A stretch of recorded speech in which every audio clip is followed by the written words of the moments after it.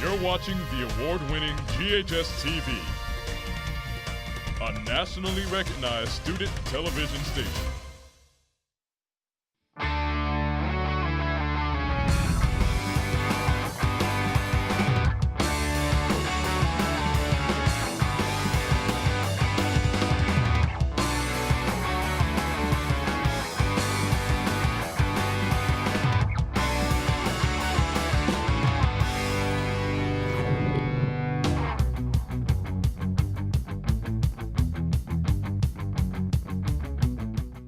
Hello, and welcome to this week's edition of GHS-TV's award-winning talk show, Crosstalk.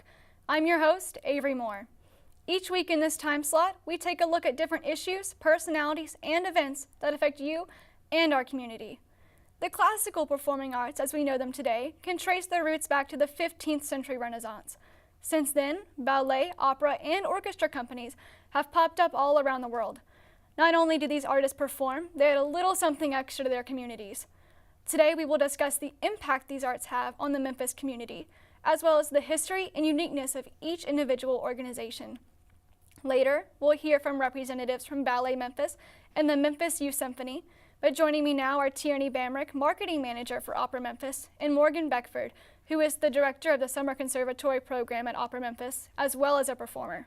Mrs. Bamrick, Mrs. Beckford, thank you so much for being here today. Thanks for having us. Thank you. Well, Mrs. Bamrick, 2016 marked the 60th anniversary of Opera Memphis.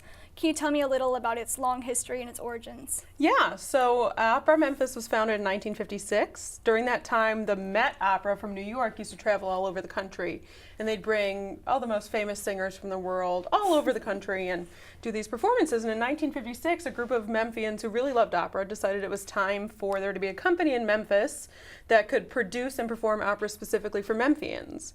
Since then, we have hosted some of the greatest singers in the world, including Beverly Sills, Cheryl Milnes, Leontine Price, everyone you can possibly think of, all the ones everyone can think of. And we've also carved out a niche for ourselves as a big proponent of American opera and new opera.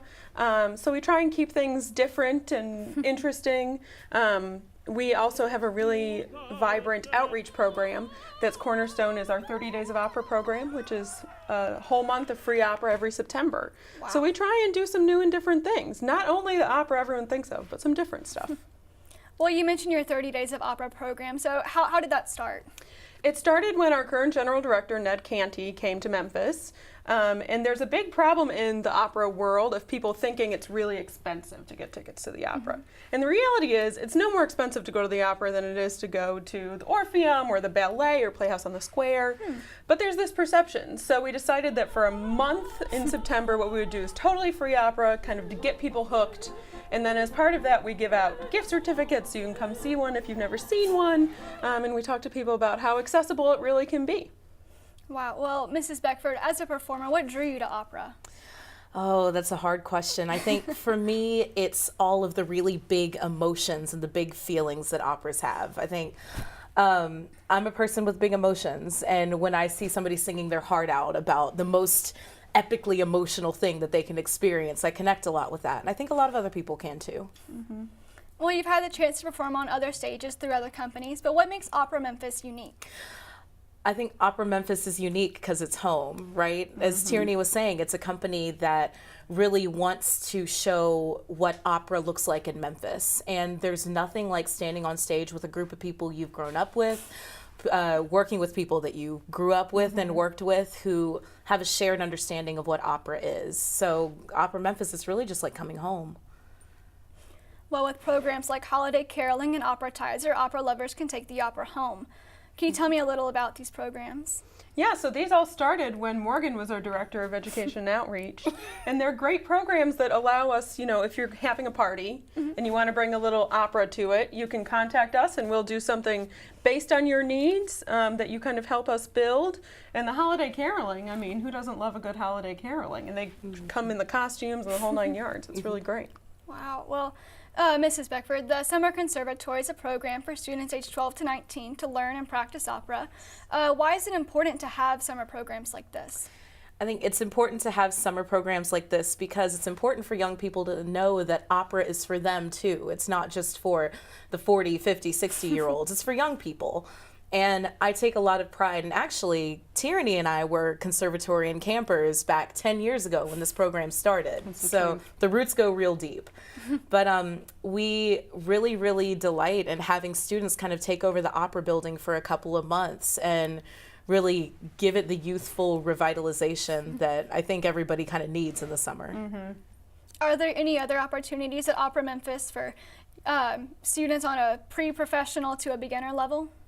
Yes, there are. I know for the performances, we have the student rush tickets. So before any show, I want to say an hour before the performance, you can stop by the desk with your ID at the box office with your student ID, and you can get a $10 ticket for any performance that we have. And we also have opportunities throughout the year, depending on if we need a children's chorus or not.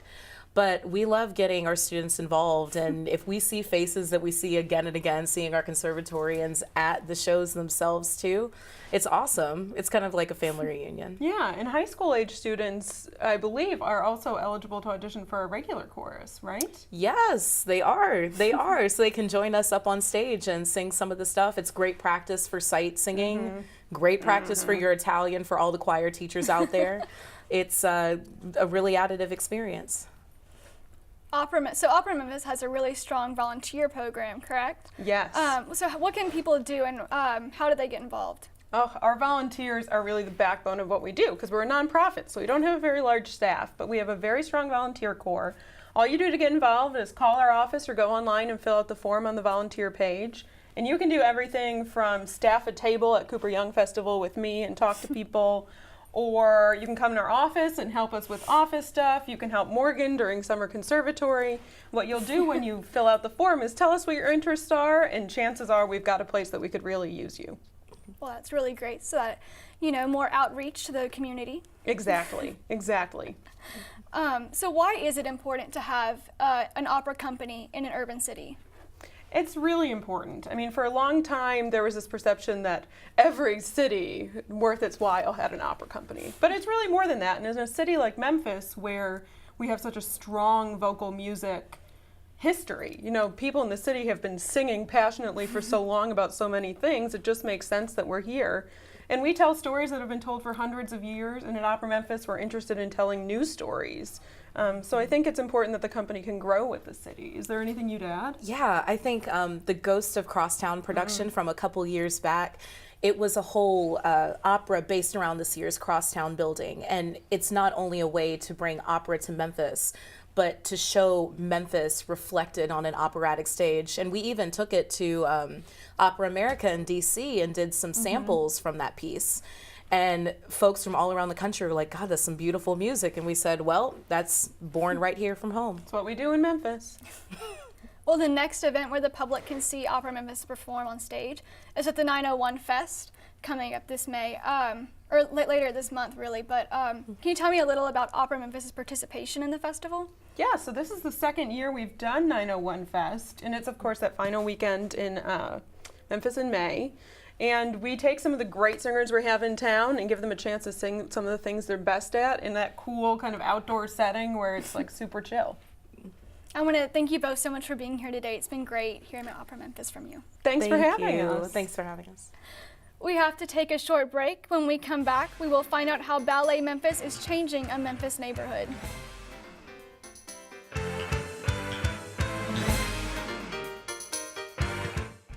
Welcome to Germantown High School, an international baccalaureate creative and performing arts optional school, a destination school for students who are going places.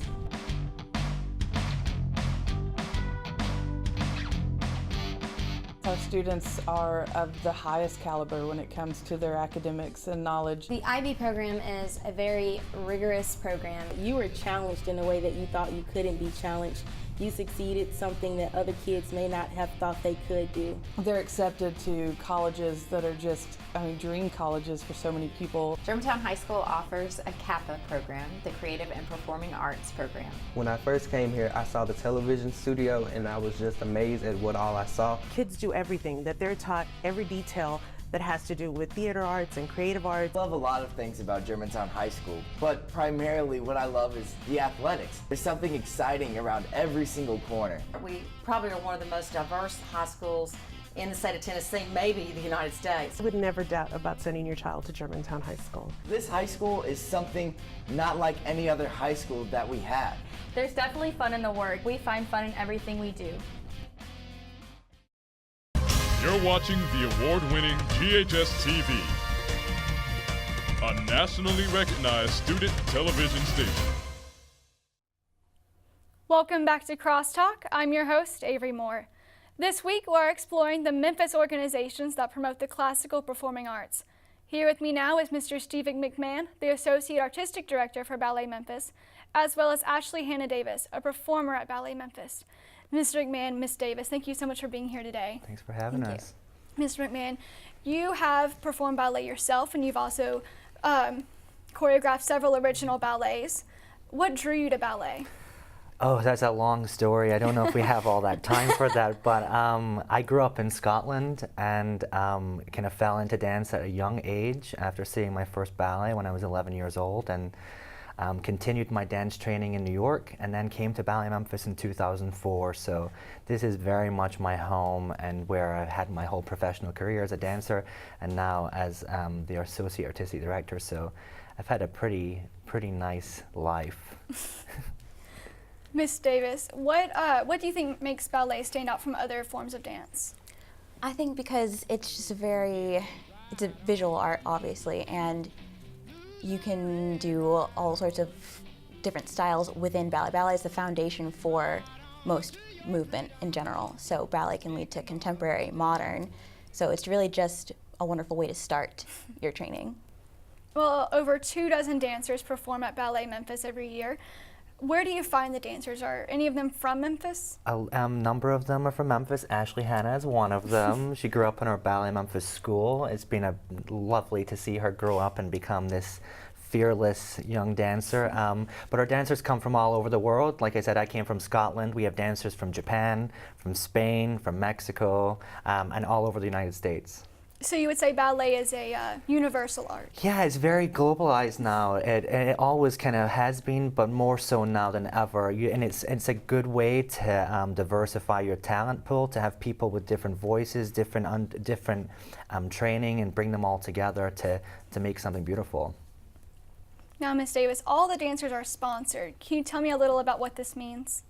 It means that you have someone who has paid money to the ballet, and they like to come to all the shows. You talk to your sponsor, and you just have a nice connection with them. Yeah.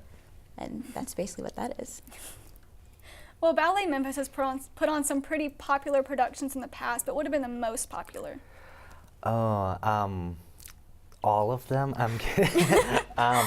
About 3 years ago, I choreographed Peter Pan, which was one of the biggest productions that we've ever done. We had 5 dancers flying in the air at one time with sets by a Broadway designer, actually. And so for us, for me, definitely was very special. And we're actually going to perform it next season. So that has been a highlight for me. I'm sure Ashley Hannah has some different thoughts. Not at all. That was actually my first second half of the season main stage show that I was in as a trainee, so that was really special for me, and I got to be in that, and he choreographed some steps on us personally. Well, I'm sure I look forward to seeing it this upcoming season then. Well, Ballet Memphis has been called the National Treasure by the Ford Foundation. What does that mean to you and your colleagues at Ballet Memphis? I think that whenever somebody from outside of your city identifies something special within Memphis or the city that you live in, I think that's something for us all to be proud of. Our artistic director and founder has spent the last 30 years really making a ballet company that reflects Memphis, and for us to have that kind of notoriety is a point of pride for me, and I know it is for the dancers too. Well, Ballet Memphis recently partnered up with the Memphis Jewish Community Center in East Memphis, and you'll be offering dance classes there this August. What's motivated this move to East Memphis? Well, we're moving to our new headquarters in Midtown this coming August, and we're going to be on the corner of Cooper and Madison. So if you drive by, you'll be able to see our beautiful new building, which will have a lot of different programming and classes for students and adults. But we've been in Cordova on Trinity Road for the better part of 20 years now, and that we're moving to Midtown, we wanted to keep a presence in this part of town and still invest in the students and families that we've been working with for so long. So our partnership with the JCC is a way for us to continue to offer ballet and dance instruction for young dancers that might not come to Midtown. Well, you mentioned your new building in Midtown. That will be your new headquarters. Can you tell us a little bit more about this building? It will be really, really special. We're going actually taking the dancers on a tour tomorrow. The dancers haven't seen much of it, but it's been a fast construction. It's every time I drive by or go inside myself, I'm really, really excited. It will have 4 big dance studios. The main dance studio will convert into sort of black box theater, and we'll be able to have some mini performances there. We'll have our entire ballet school there, as well as our Pilates center. Our goal is to program the building with so many things that the community members can be proud of and come and enjoy, or just come and sit and look at dance going on. It's going to be special, it really is. Well, we look forward to seeing the finished product. I want to thank you both for being here today. Thank you so much. Thank you. We have to take another short break. When we return, we will take an in-depth look at a youth organization training the next great musicians.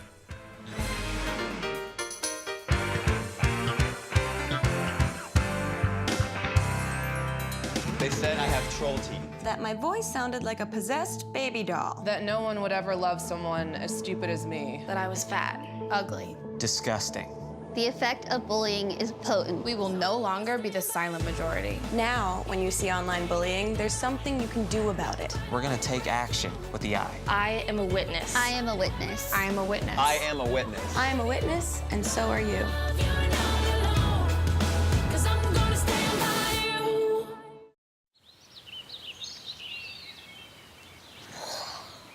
Oh, look, a redhead. Staring contest.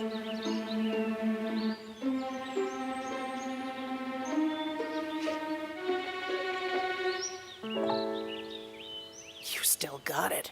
I know. Come alive with the forest. The dad was cute. You were looking right at us. Visit discovertheforest.org to find a forest near you.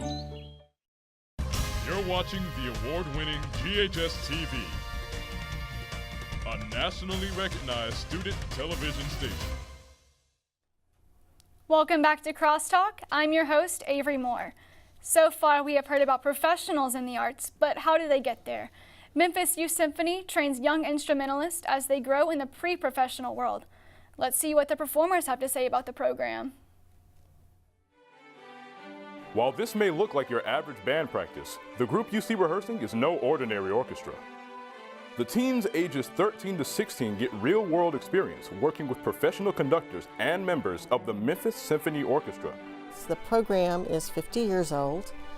We have been around since 1966. The purpose of the program is to train musicians to be as good a musician as they possibly can. This high standard of professionalism improves the musical ability of each student.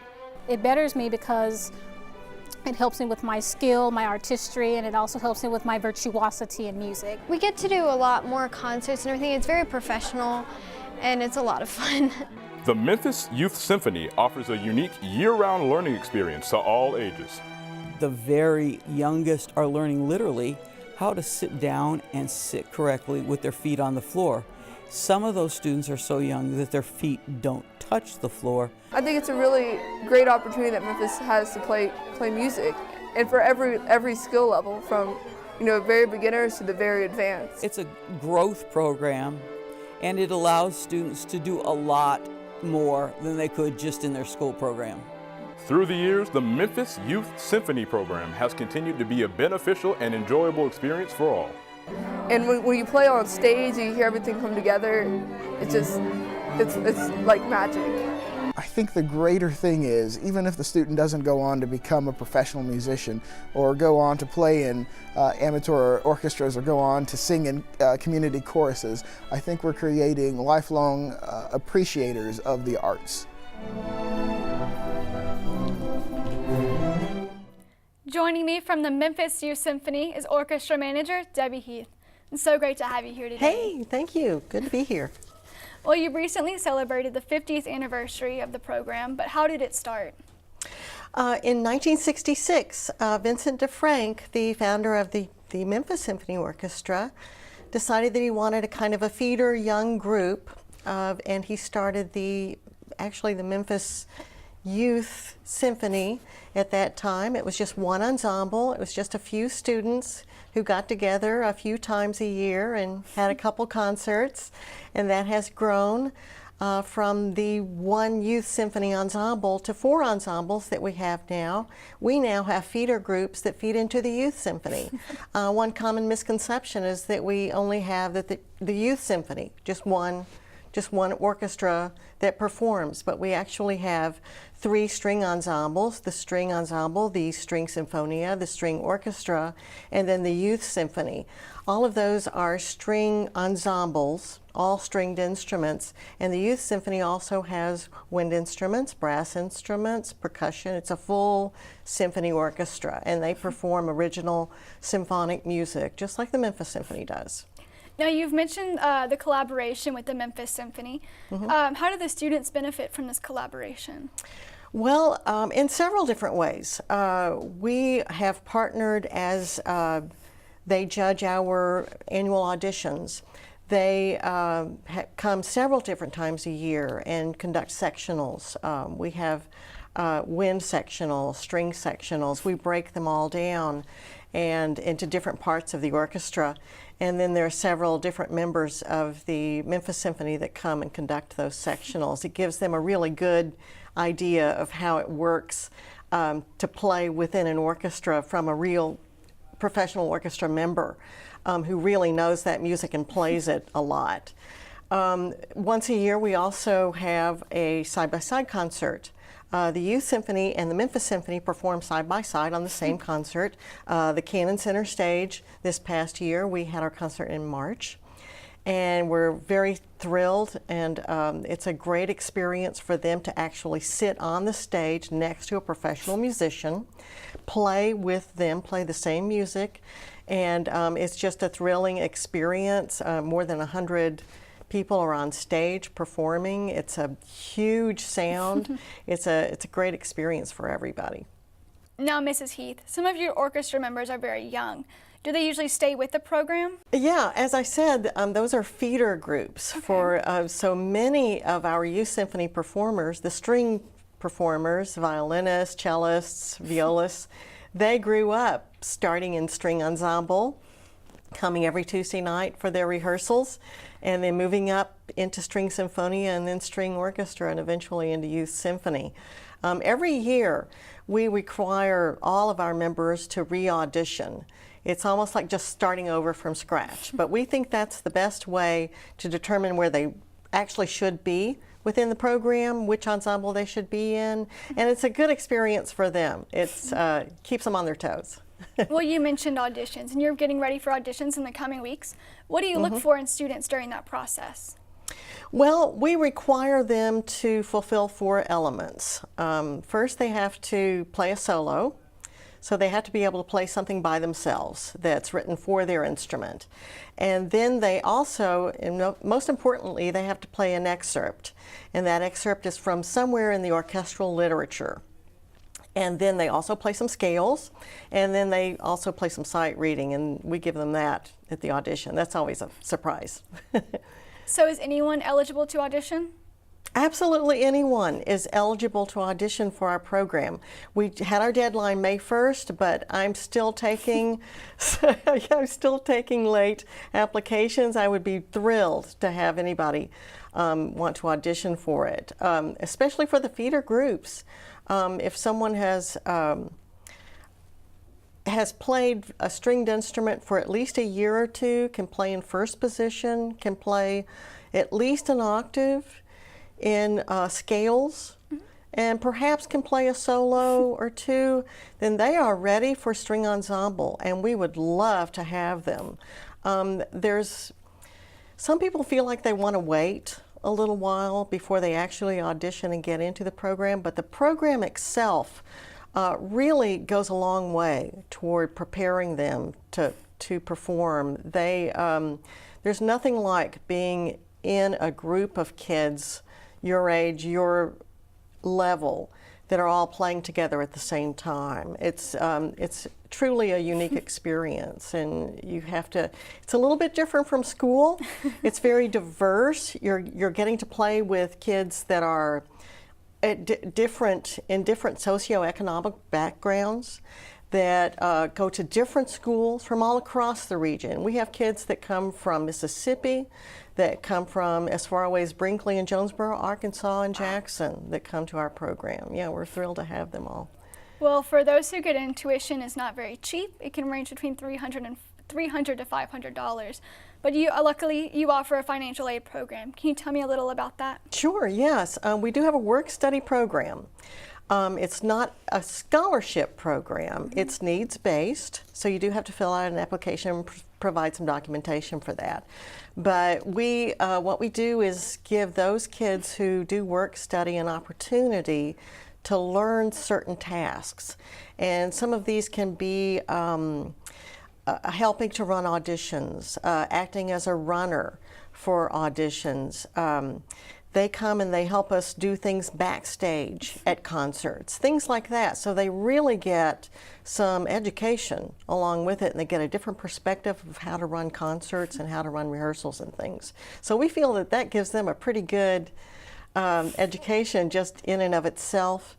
And then they get a letter of recommendation from me when they finish that up. So, yeah. Well, we'll be happy to see what comes next from these next great musicians, but I want to thank you so much for being here today. Thank you so much. I'm thrilled to be here. Thank you for giving us a chance to talk about it. The musical arts have a profound impact not only on our city, but individuals as well, whether they be performers or people who simply enjoy seeing these performances. I want to thank all my guests for being here today to share a little about what these organizations do and how you can get involved.